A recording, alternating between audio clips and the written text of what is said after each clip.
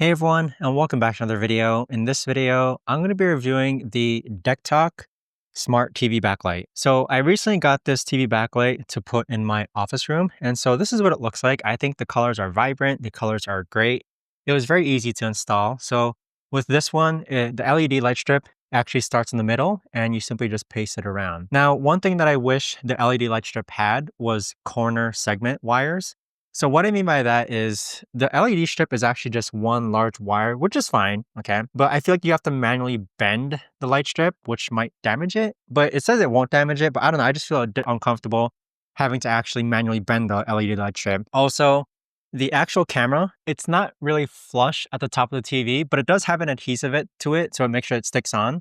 And so with the Deck TV backlight, this is what it looks like. I think it looks great. I think it looks phenomenal.